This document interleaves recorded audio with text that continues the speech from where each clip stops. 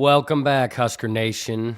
Hope everyone's having a good week so far. This is Cornfield Confessional. I'm your host, Jake Brown. It is Wednesday evening, 8:31 Central Time. I told you guys I'd put out the Iowa game prediction on Friday. I'm ahead of the game.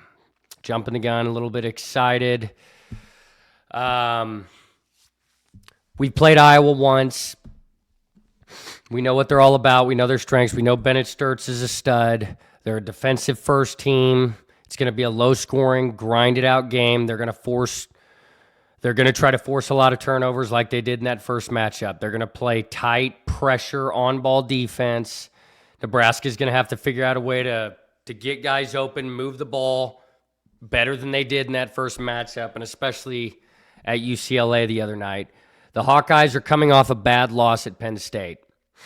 Doesn't hurt their chances of getting into the NCAA tournament. They're still projected to get in. They do play Michigan tomorrow night. It's a big game for them. Likely going to lose that one. So let's hope they're worn out coming to Pinnacle Bank Arena on Sunday.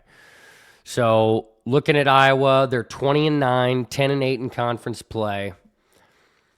They're an NCAA tournament team, according to most experts. That loss to Penn State for sure doesn't help their seeding, though. And they're just 1-2 since they beat Nebraska February 18th.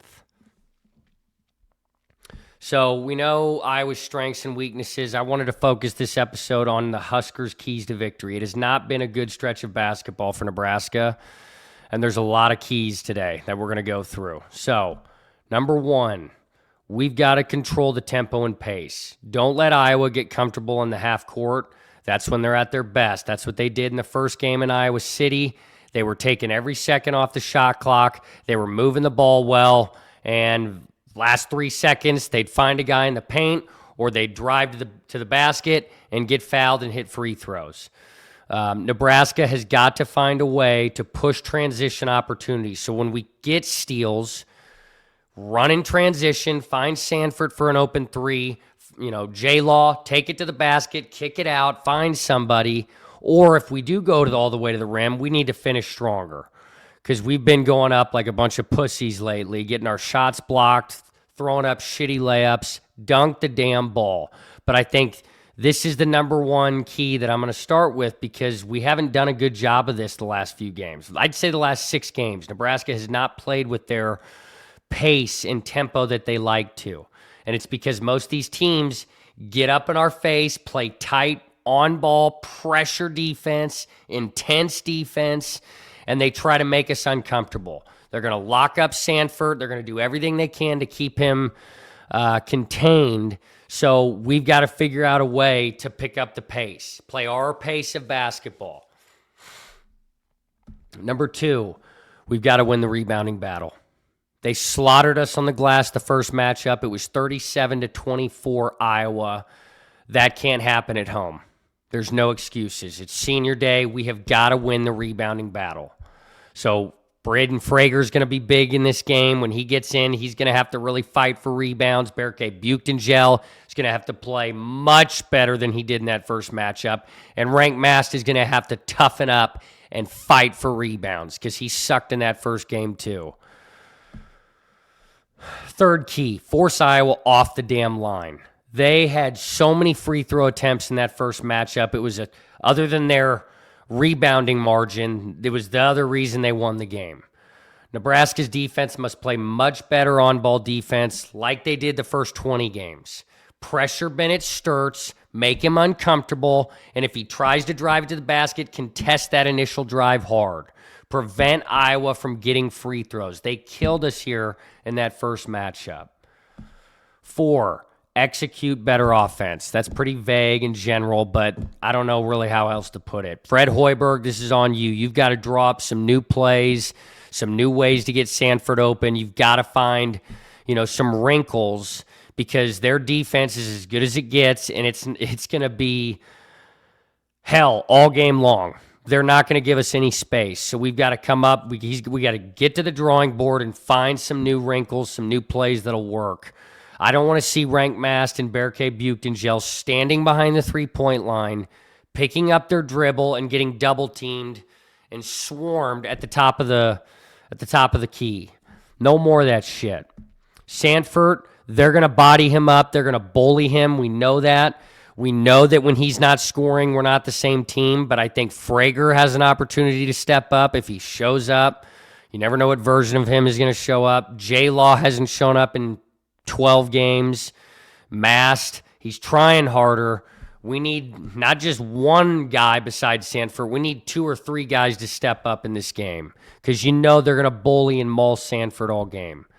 Last key to the victory, limit turnovers. It was even, dead even, I think 12 turnovers apiece in that first matchup. But the Huskers committed 13 turnovers against UCLA. We have been committing way too many uncharacteristic turnovers. Guys not even looking for the ball when we pass it to them. We're just not, we're missing assignments. We're playing lackadaisical. We need to clean it up back at home for the regular season finale, senior day. It's got to be better. My game prediction, Huskers pull it out on senior day, 67-63. I think it's going to be another low-scoring defensive battle, sloppy game likely.